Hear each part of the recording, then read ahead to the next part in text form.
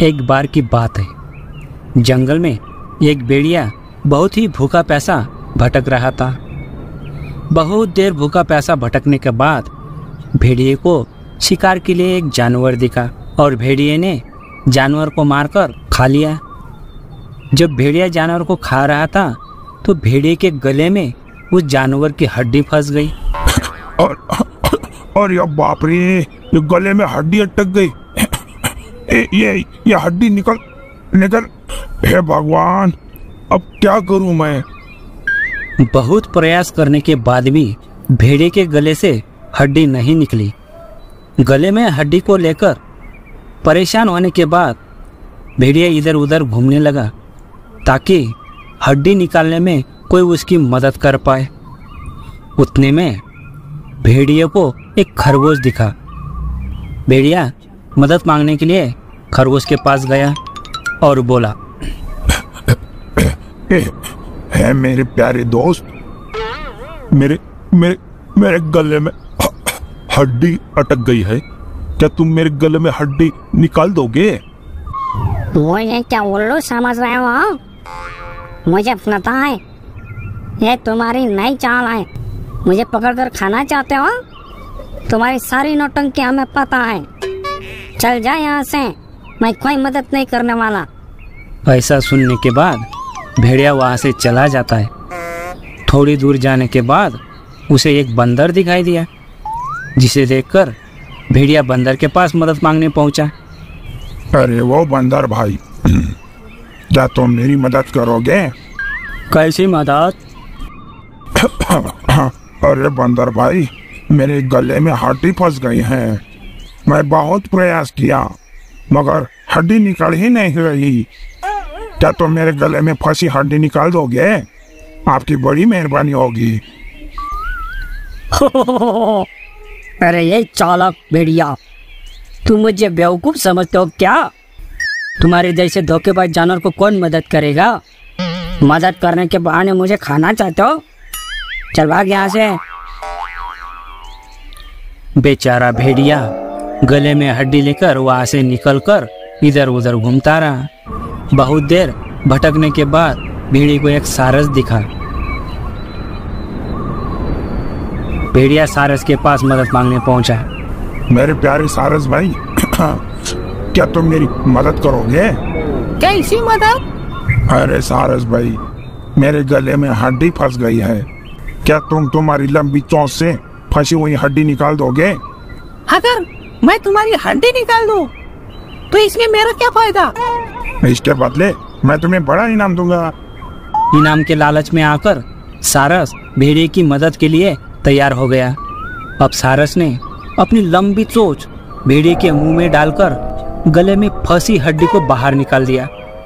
जैसे ही सारस ने गले में फंसी हड्डी को बाहर निकाला, भेड़िया बहुत खुश हुआ और जाने लगा।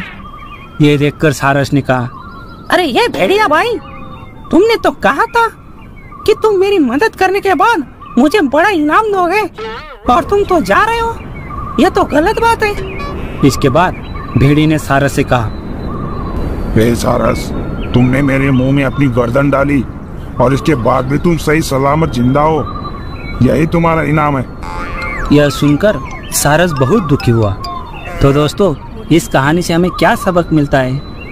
इस कहानी से हमें यह सीख मिलती है कि हमें स्वार्थी लोगों का साथ नहीं देना चाहिए। जीवन में हमेशा स्वार्थी लोगों से सावधान रहना चाहिए।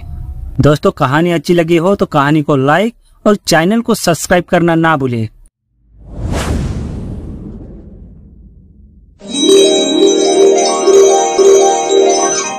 एक जंगल में एक लोमड़ी रहती थी। उसकी जंगल में ही रहने वाले एक खूबसूरत हिरन से दोस्ती थी।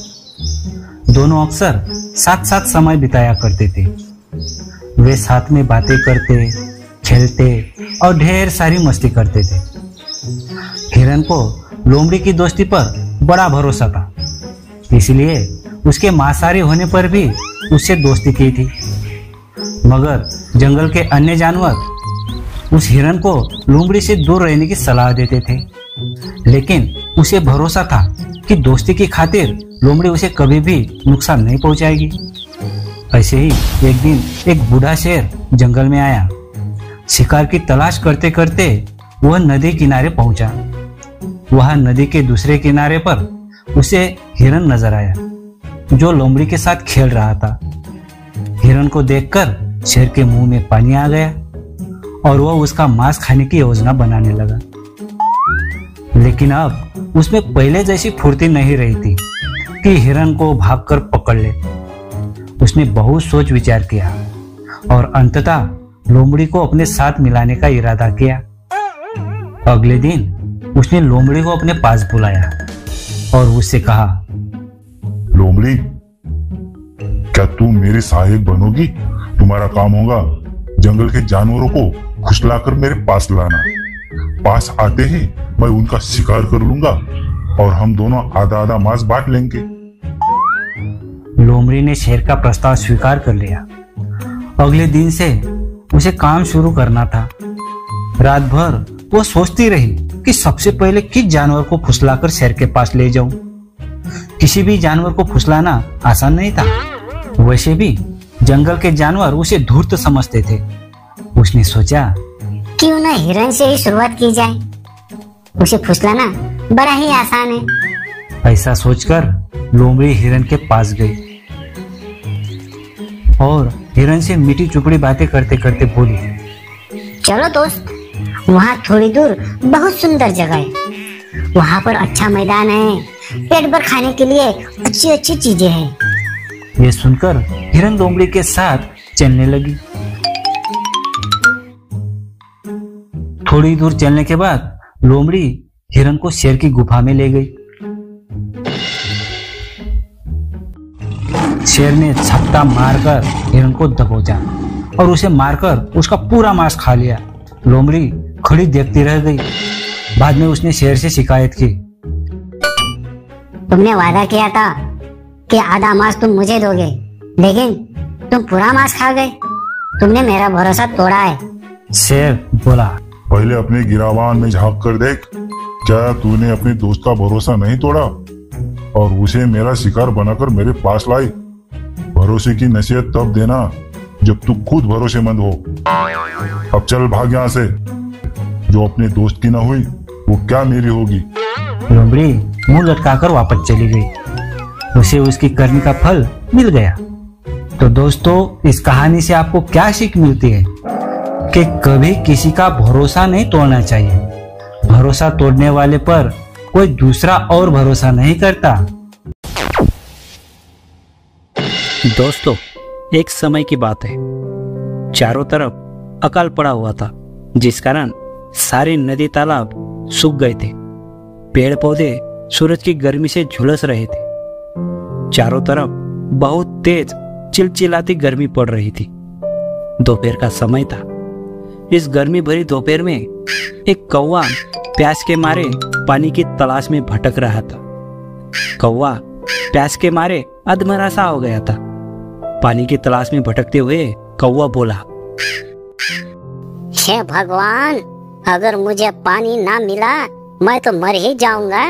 प्लीज भगवान, थोड़ा सा पानी का जुगाड़ करा दो। कुछ दूर जाने के बाद कौवे को एक कुआं दिखाई दिया। कुएं को देखकर कौवे के जान में जान आ गई और कौवा बोल पड़ा, वारे भगवान, मैंने तो आपसे थोड़ा सा पानी मांगा था और आपने तो पूरा पानी का कुआं ही दे दिया। थैंक यू भगवान। चलो चलकर कुएं का पेट भर पानी पी लेता हूँ। ऐसा कहकर कौवा कुएं की तरफ उड़ गया और जल्द ही कुएं के पास आ जाता है और कुएं में झांक कर देखता है तो कुआं सूखा पड़ा हुआ था। कुएं में एक बूंद भी पानी नहीं था। कौवा भगवान को कोसता हुआ वहां से उड़ जाता है और जंगल से बाहर एक गांव के पास पहुंच जाता है। पानी की तलाश में उड़ते हुए प्यासे कौवे की नजर एक पानी से भरे घड़े पर पड़ी। अरे वाह, इस मटके में तो पानी चमक रहा है। चलो इसी मटके का पानी पी लेता हूँ। कम से कम मेरी प्यास तो बुझ ही जाएगी। ऐसा बोलकर कौवा घड़े के पास आया पानी पीने के लिए प्यासे कौवे ने जैसे ही अपना मुंह घड़े के अंदर डाला तो देखा कि पानी उसके पांव से बाहर है। बहुत प्रयास करने के बाद भी कौवा अपनी चोंच पानी तक नहीं पहुंचा पा रहा था। क्या ही किस्मत खराब है रे बाबा, पानी मिला वो भी पी नहीं सकता, अब क्या करूं मैं। जब कौवे ने देखा कि वह पानी तक अपनी चोंच नहीं पहुंचा पा रहा है, तभी उसकी नजर मटके के आसपास पड़े छोटे छोटे पत्थर के कंकर पर पड़ी। तभी उसके छोटे से दिमाग में एक विचार आया। कौवे ने इसके लिए एक तरकीब निकाली। कौवे ने घड़े के पास पड़े पत्थर और कंकड़ अपनी चोंच में लाकर घड़े में डालने लगा। एक दो कंकड़ कौवा अपनी चोंच में दबाकर लाता और घड़े में डाल देता। पत्थर और कंकड़ डालने से घड़े का पानी ऊपर आने लगा। प्यासा कौवा बड़ी मेहनत से तब तक घड़े में पानी डालता रहा जब तक घड़े का पानी घड़े के ऊपरी सिरे तक नहीं आ गया। कौवे की मेहनत रंग लाई और देखते ही देखते पानी घड़े के ऊपरी सिरे तक पहुंच गया, जिसके बाद प्यासे कौवे ने पानी पीकर अपनी प्यास बुझी और खुश होकर वहां से उड़ गया। तो दोस्तों, इस कहानी से हमें क्या सबक मिलता है? इस कहानी से हमें यह सीखने को मिलता है कि हमारे सामने कितनी भी बड़ी समस्या क्यों ना हो, हमें अपनी बुद्धिमानी और संवेदना का उपयोग करके उस समस्या का समाधान ढूंढना चाहिए। कौवे ने अपनी प्यास बुझाने के लिए अपनी अक्लमंदी और समझदारी का सही तरीके से उपयोग किया है।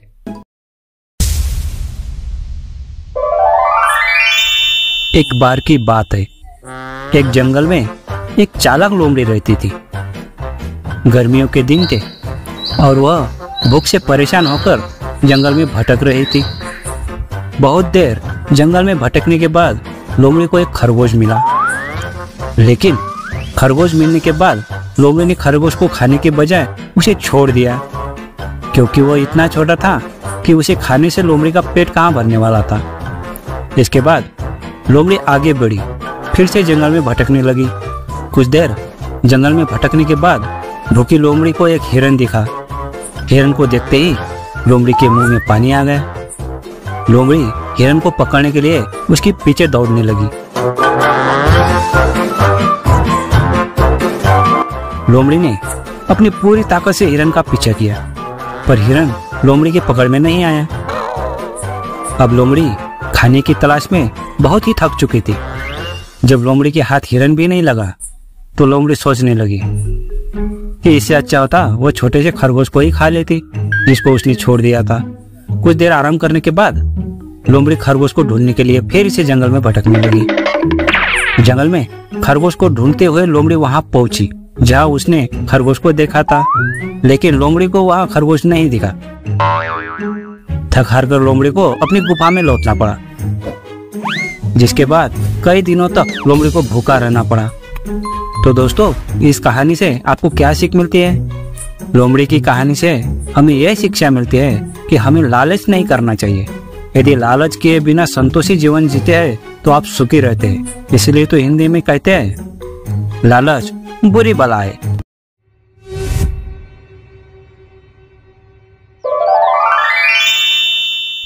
एक दिन एक लोमड़ी भोजन की तलाश में जंगल में भटक रही थी।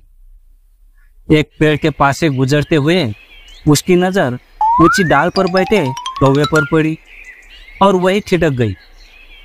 ऐसा नहीं था कि लोमड़ी ने पहले कौवे को नहीं देखा था, लेकिन जिस चीज ने उसका ध्यान आकर्षित किया था वह उस कौवे की चोंच में दबा हुआ रोटी का टुकड़ा था।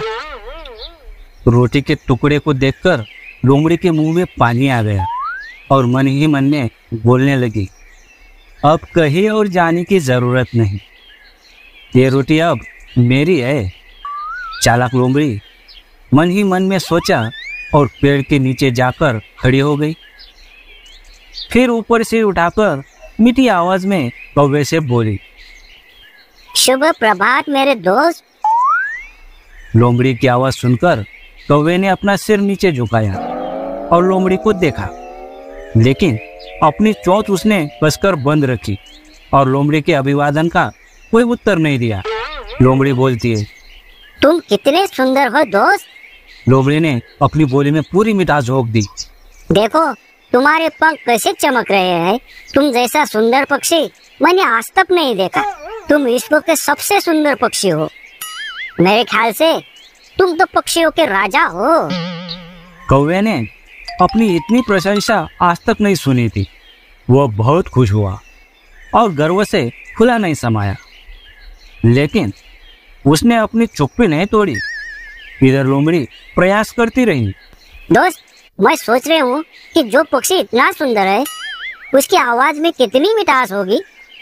क्या तुम मेरे लिए एक गीत गुनगुना सकते हो? लोमड़ी के मुंह से अपनी आवाज की प्रशंसा सुनकर कौवे से रहा नहीं गया। कौवा गाना गाने के लिए मचल उठा, लेकिन जैसे ही उसने गाना गाने के लिए अपना मुंह खोला, उसके चोंच में दबा रोटी का टुकड़ा नीचे गिर गया और नीचे मुंह खोले लोमड़ी इसी फिराक में थी। जैसे ही रोटी का टुकड़ा कौवे के मुंह से नीचे गिरा, लोमड़ी उस रोटी के टुकड़े पर झपट पड़ी और रोटी के टुकड़े को लेकर भाग खड़ी हो गई। तो मेरे प्यारे दोस्तों, आपको इस कहानी से क्या सीख मिलती है? बच्चों, चापलूसी करने वालों से हमेशा बचकर रहना चाहिए।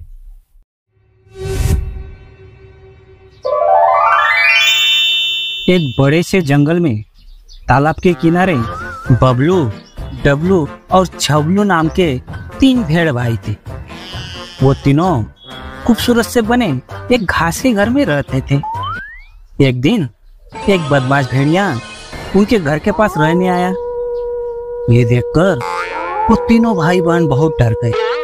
तभी सबसे बड़े भाई ने कहा, ये भेड़िया बहुत खतरनाक है और ये हम पर किसी वक्त हमला कर सकता है, इसलिए हमें तैयार रहना होगा।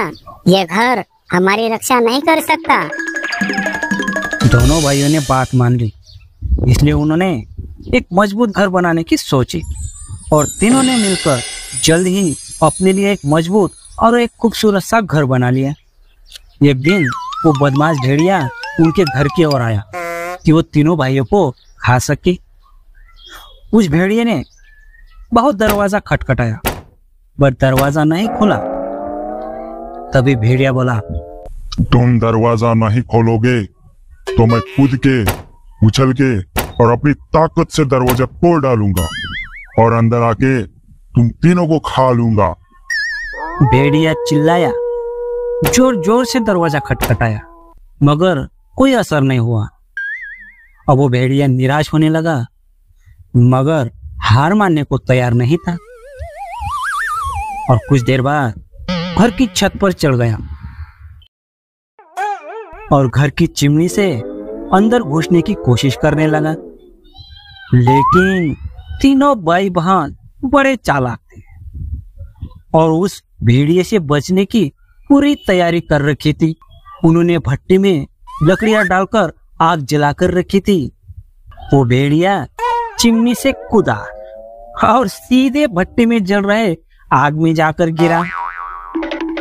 तीनों चतुर भाइयों ने उस बदमाश भेड़ियों को अच्छा सबक सिखाया। तो बच्चों, इस कहानी से आपको क्या सीख मिली? इस कहानी से ये सीख मिलती है कि अच्छी योजना बना के कोई भी अपने सबसे शक्तिशाली दुश्मन को भी मात दे सकता है।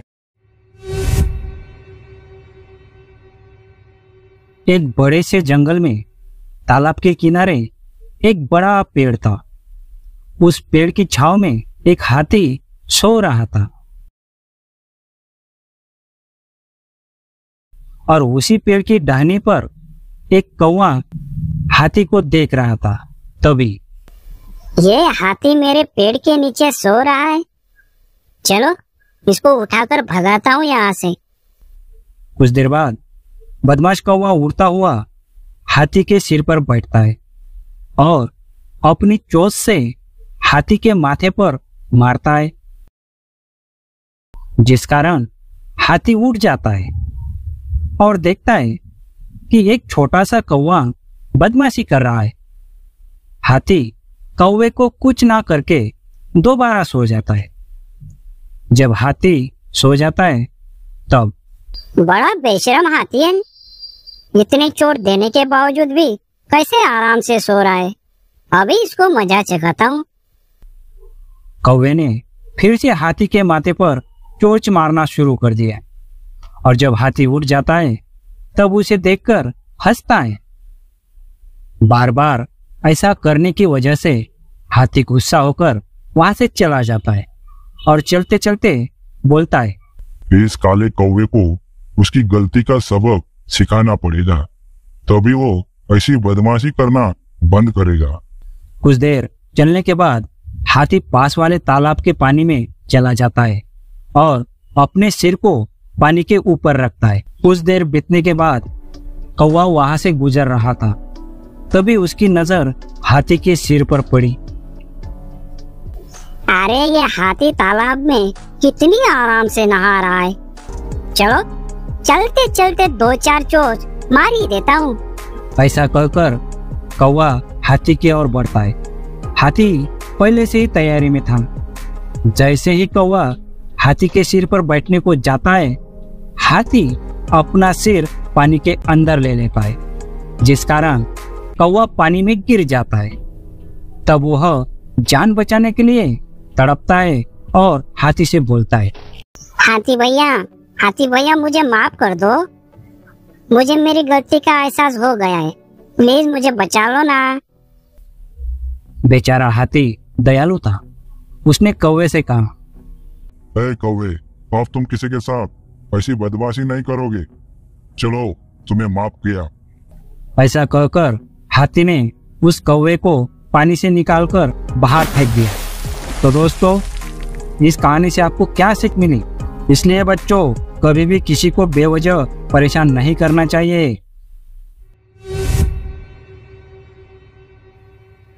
अरे अजय, हम तो पहुंच गए जंगल में। हमें सूखे हुए पेड़ को ढूंढना पड़ेगा जो अच्छे से दिख पाए बाजार में। अब दोनों सूखे पेड़ को ढूंढने लगते हैं। काफी देर ढूंढने के बाद भी उनको कोई सूखा पेड़ नहीं मिलता और दोनों थक हार कर पेड़ के नीचे बैठ जाते हैं। बेटा, ऐसे कैसे? इतने बड़े जंगल में कोई सूखा पेड़ ही नहीं है। हाँ ठीक है पिताजी, पर बहुत आश्चर्य की बात है। बेटा, हम थोड़ा खा लेते और आराम करके फिर पेड़ को ढूंढते हैं। ठीक है पिताजी।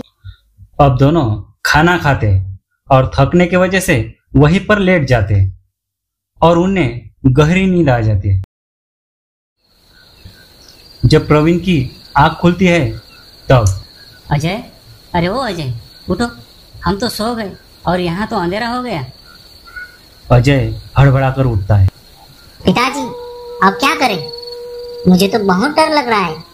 यहाँ तो बहुत अंधेरा हो गया है। अजय, जंगल में निकलना बहुत खतरनाक है, नहीं तो हमें कोई ना कोई जंगली जानवर खा जाएगा। हम यही इंतजार करते। ठीक है पिताजी, लेकिन मुझे बहुत डर लग रहा है। देखिए ना, कितनी आवाज आ रही है जंगली जानवरों की। डरो नहीं, अपनी कुल्हाड़ी अपने पास रखो और कोई जानवर देखे तो जोर जोर से ये कुल्हाड़ी उस पेड़ की जड़ पे मारना। जानवर डर के मारे भाग जाएगा। थोड़ी देर में एक बड़ा भालू वहां आता दिखाई देता है। प्रवीण और अजय जोर जोर से अपनी कुल्हाड़ी पेड़ की जड़ पे पटकना शुरू कर देते। भालू डर के मारे वहां से भाग गए। अरे भाई, कौन हो तुम लोग और मुझे क्यों मार रहे हो? प्रवीण और अजय पेड़ से डर के दूर खड़े हो गए। अरे भाई, मैं बोल रहा हूँ पेड़ जिसपे तुम लोग सो रहे थे और अभी मुझे जोर जोर से मार रहे थे। पेड़? आप बोलते भी हो? मैं कोई आम पेड़ नहीं हूँ, मैं एक जादुई पेड़ हूँ और हम यहाँ ऐसे ही है। तुम लोग यहाँ क्या कर रहे हो?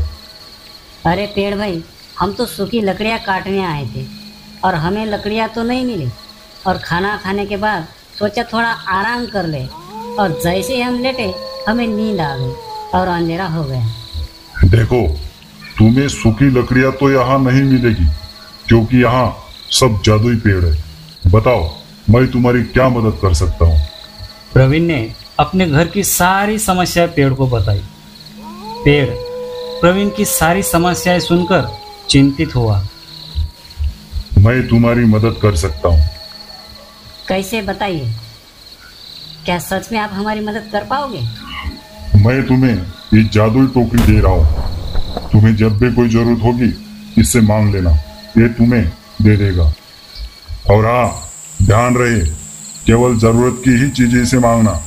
कुछ अनुचित मांगने पर ये टोकरी काम करना बंद कर देगी। ठीक है जादुई पेड़, आपका बहुत बहुत धन्यवाद। दोनों रात में पेड़ के पास आ जाते और सुबह जादुई टोकरी को लेकर अपने घर के लिए निकल जाते।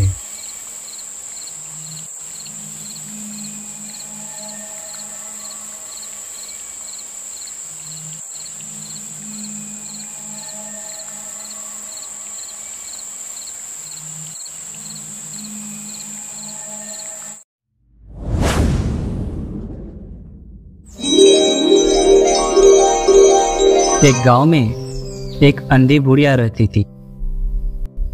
उसका एक बेटा और एक बहू थी। वे बहुत गरीब थे। अंधी बुढ़िया हर रोज श्री गणेश भगवान की पूजा किया करती थी। ऐसे ही एक दिन भगवान गणेश बुढ़िया की भक्ति से प्रसन्न होकर प्रकट हुई। गणेश जी को साक्षात देखकर बुढ़िया घबराकर पीछे खड़ी हो गई। तभी, हे बुढ़िया माँ, मैं तेरी भक्ति से बहुत प्रसन्न हूँ। मांग मांग, क्या मांगना चाहती है? मैं वचन देता हूँ, तू जो भी मांगेगी वो सब तुझे मैं दूंगा। हे प्रभु, मुझे मांगना नहीं आता, और क्या मांगू मैं और किसके लिए मांगू? तब गणेश जी बोले, हे बुढ़िया माँ, तुझे मांगना नहीं आता तो तू अपने बहू और बेटे से पूछकर मांग ले। ठीक है प्रभु, मैं पूछकर बताती हूँ। बुढ़िया वहां से जाती है और अपने बेटे और बहू से पूछती है। तब बेटा कहता है, माँ ढेर सारा धन मांग ले। और बहू ने कहा, माँ जी पोता मांग लीजिए। ये सुनकर बुढ़िया सोच में पड़ गई। बुढ़िया ने सोचा, बेटा बहू तो अपने मतलब की बात कर रहे हैं। तब उस बुढ़िया ने अपने पड़ोसियों से जाके पूछा, बेटा राजेश, मुझे भगवान से कुछ मांगना है, क्या मांगू? अरे बुढ़िया माँ, तेरी तो थोड़ी सी जिंदगी है, क्यों मांगेगी तू धन और पोता? तू अपने लिए नेत्र मांग ले, जिससे तेरी बची हुई सारी जिंदगी खुशी से बीत जाएगी। इस तरह बुढ़िया ने बेटे, बहू और पड़ोसियों की सारी बातें सुनी और घर जाके सोचा, क्यों ना जिससे मेरा बेटा, बहू और उन सब का भला हो सके वही मांग लूं और अपने मतलब की चीज भी मांग लूं। ये सोचकर बुढ़िया सो जाती है और अगले दिन सुबह से गणेश जी की पूजा करने बैठती है। तभी गणेश जी प्रकट होते हैं। सोच लिया माई, क्या मांगना है? जो मांगना है वो मांग ले, मैं तुम्हें सब कुछ दे दूंगा। हे गणराज, यदि आप हम पर प्रसन्न हैं, तो मुझे 9 करोड़ की माया दे, निरोगी काया दे और अमर सुहाग दे, आंखों में प्रकाश दे, नाती पोता दे और समस्त परिवार को सुख दे और अंत में मुझे मोक्ष प्रदान करे। बुढ़िया माँ की बातें सुनकर गणेश जी थोड़ा सोच में पड़ गए और फिर हंसकर मुस्कुराकर बोले, बुढ़िया माँ, तूने तो मुझे ठग लिया। चलो खैर, जो तूने मांगा है वो सब तुम्हें मिलेगा। ये कहकर गणेश जी वहां से अंतर्ध्यान हो गए। हे गणेश भगवान, जैसे आपने बुढ़िया माँ की मांगी हुई सब चीजें उन्हें प्रदान की, वैसे ही हम सबको भी देने की कृपा करना। जय श्री गणेशाय नमः।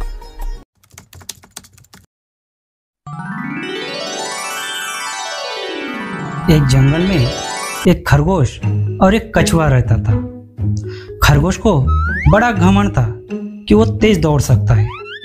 वो कछुए की धीमी चाल को देखकर हमेशा खिल्ली उड़ाता था। ऐसे में एक दिन, क्यों कछुआ काका, क्या तुम मेरे साथ दौड़ लगाओगे? क्यों नहीं? हम दोनों में जो जीतेगा उसे बढ़िया इनाम मिलेगा। ऐसा ही सही। अब इस दौड़ को देखने के लिए जंगल के सारे जानवर बड़ी उत्सुकता के साथ वहां पहुंचे।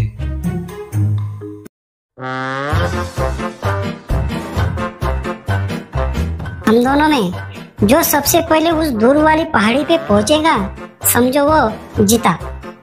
ठीक है। दौड़ शुरू हुई।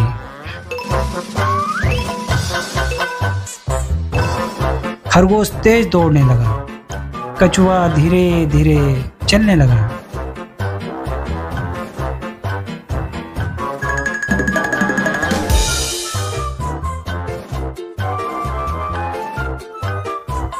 खरगोश और तेज दौड़ने लगा।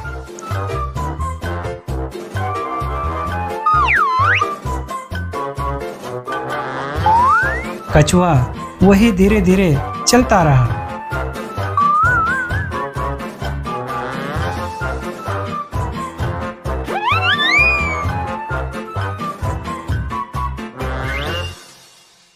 अब इस तरह थोड़ी दूर जाने के बाद खरगोश ने पीछे मुड़कर देखा।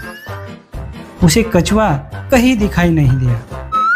ये कछुआ अभी नहीं आने वाला, चलो थोड़ी देर आराम कर लेता हूँ। अब ऐसे आराम करते करते खरगोश की आंख लग जाती है। कछुआ धीरे धीरे खरगोश के पास पहुंचा और चुपचाप उसे पार कर चला गया।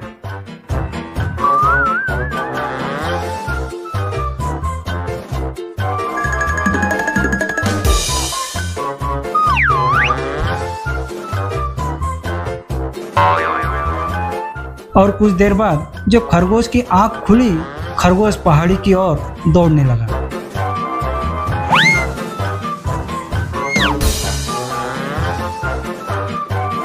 वहां पहुंचकर उसने वहां कछुए को देखा और कहा, दोस्त तुम ही जीते, मुझे माफ कर दो। तो बच्चों, इससे हमें क्या सीख मिलती है कि गर्व का सर हमेशा नीचे होता है।